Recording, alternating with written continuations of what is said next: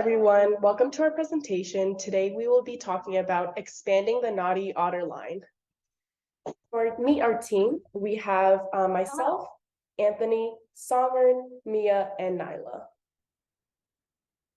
So for our case, just an overview, currently we have three situations.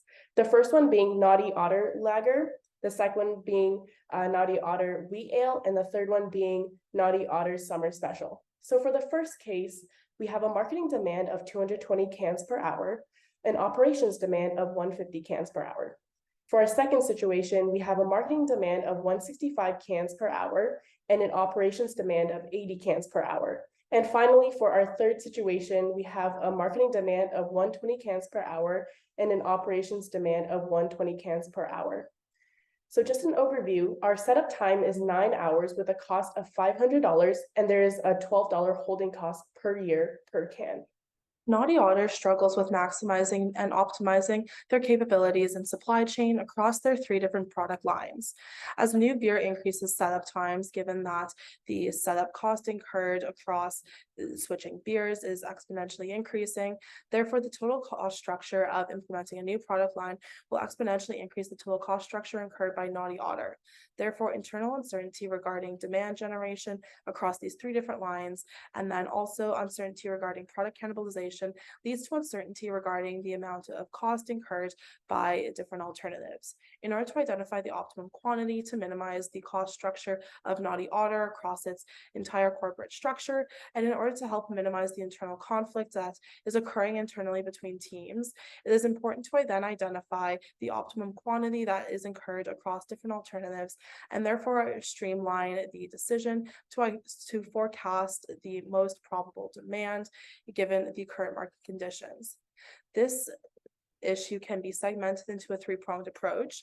Initially, the highest supply chain cost that's incurred by having to reset and set up the product lines following the production time of each beer.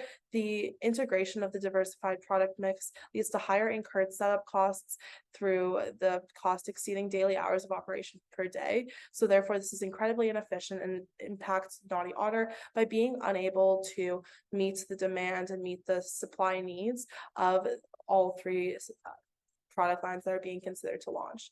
The second issue is that the demand estimation across the marketing and operations departments do not coincide with one another.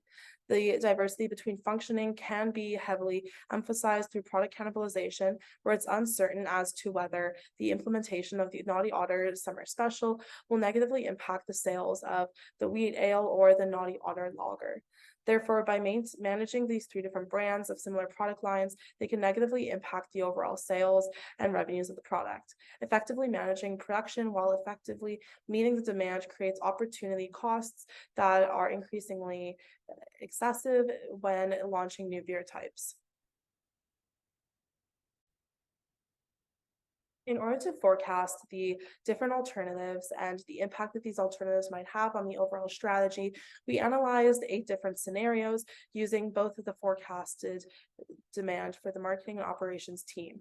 Therefore, when we analyze these different alternatives, batch sizes were calculated to account for the adjusted demand rates of the combination of demands that may have occurred. At a high level, if we assumed the marketing estimates, the batch size realizes a maximum, assuming all 3 beer lines are launched, which therefore can be inferred to really increase holding and operational costs and therefore exponentially increasing the cost structure. Streamlined across the operational approach, even though different demand estimates were used, this recommendation in this analytical analysis understood a very similar outcome where all 3 alternatives realized the maximum batch size as well under the operational understandings. When analyzing the feasibility of the different strategies, we identified that the 4 different alternatives that may be resulted from in this case were the operations demand assuming wheat ale and lager production, the operations demand assuming just lager production, and then the marketing demand for wheat ale and lager, and marketing demand for the lager. We analyzed the different factors of profitability, cost, and supply chain, with profitability being heavily weighted within this case, given that this is the primary concern of both the marketing and operations department. Given that there is a supply chain risk in terms of being unable to meet the demand of different beer lines if a specific beer had been launched. Therefore, the supply chain efficiency had been weighted at 30% with cost at 20%, given that if there is an increase in profitability, the cost increase was sourced to be somewhat marginal, and if it was a sustainable cost increase, and if it could be effectively implemented to be profitable in the long run. Under this understanding, we identified that the operational demand of the wheat ale and lager generated the highest outcome of 73%. When weighting these different alternatives, we identified that in order to help support a long-term goal of overall longevity and stability, the profitability was, as previously emphasized, incredibly important for this evaluation. It ensured that there's an effective allocation of resources. In terms of cost, we ensured that the best manufacturing outcome had been met, and therefore, although minimizing cost was important in order to help maximize setup cost value and help be efficient with cash flow, it ultimately wasn't the most weighted factor, given that supply chain efficiency indicates an effective order of operations that had been planned to maximize efficiency. Yeah, so here are some alternatives that we came up with. So from the operations demand, we figured out that the total cost for a mixed one, which is wheat and ale, and the lager would amount to a total cost of $54,783. Whereas if we were only producing lager, the total cost based on the operations estimate would be $48,327. And with an 0.3 mix, the total cost would amount to $72,475. For the marketing demand, the wheat ale and the lager mix would amount to $123,000, which is drastically bigger than the operations demand and operations forecast. But the lager only total cost would amount to $65,327, and 0.3 mixes would equal $147,206. From here on, the next steps would be creating a forecast by combining both operations and marketing demand. Due to the fact that operations is giving us a bearish scenario, whereas marketing demand is giving us a more bullish case. We would combine these two by having a 50-50 split, as the case says both departments of the company are confident. So a 50-50% split could give us an expected value that combines both the values of the marketing estimates and the operations estimate, which would realistically reflect better on towards our future total cost compared to one demand such as operations and marketing. Our total cost is given by the holding cost plus the fixed cost and the setup cost, and our fixed cost our holding cost is extremely large due to the fact that each product each can is $12 per year, and demand is at a high rate. And welcome to our final recommendation. Our recommendation is to proceed with the launching of the summer special along with the wheat ale. We've come to this recommendation by calculating our batch size. We calculate our average inventory, calculate our holding costs, and the number of batches per year.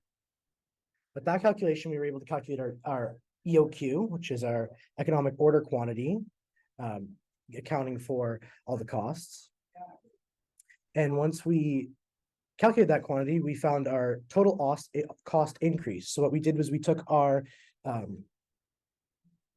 past cost for just the original beer and added it to our new beers that we had put into the system, and we divided it by our old one to find the cost increase from the original system to the new system that we were implementing.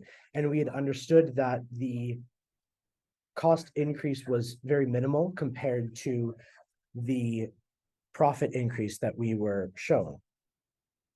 This is because the setup cost is actually minimal compared to the increase in profit. We conducted a little SWOT analysis as well. we understood that in adding these two new beers actually minimizes the total annual cost, taking into account the increase in profit. So it doesn't actually increase the total annual cost, but what it does is it maximizes the difference between the annual cost before and the annual cost after. A weakness is that it actually is a little bit more expensive than the other alternatives. However, like I said previously, the profit increase actually offsets that cost increase. There is a weakness of cannibalization of sales, as the operations team had alluded to.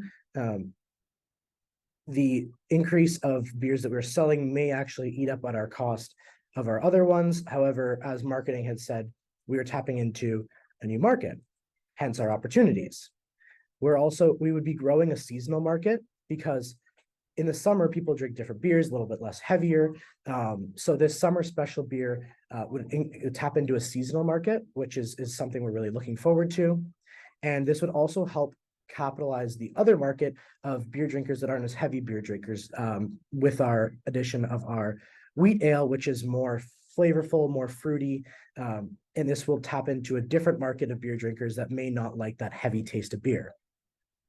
A threat could be a saturated market. There's a lot of people that are very confident in the type of beer that they drink, and adding a new beer to that, they may not reach for that right away. There's obviously a limited growth opportunity because we're still tapping into our same customer base. So it might actually eat up at our profit, like we said, in our weaknesses. And the threat is the seasonality leads to hard setup times, because at the end of the day, if we're only selling a beer in the summer, yes, it's an opportunity to grow that seasonal market, but it also leads to a challenge of like raw material sourcing and training employees to actually set up for that specific beer for only doing it for 3 or 4 months. The next part of this presentation is the implementation plan. Firstly, the team should align the goals with the marketing and operations team. This will ensure that the market products are being set in a way that will allow for products to meet their target sales. Next, they should ensure that the costs are being utilized effectively. They should also produce the beers at the specified quantities and continuously look to ensure that the quality targets are being met.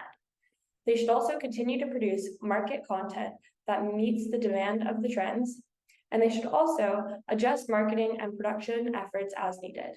They should also look to research new product lines once the product has been launched and is in the market.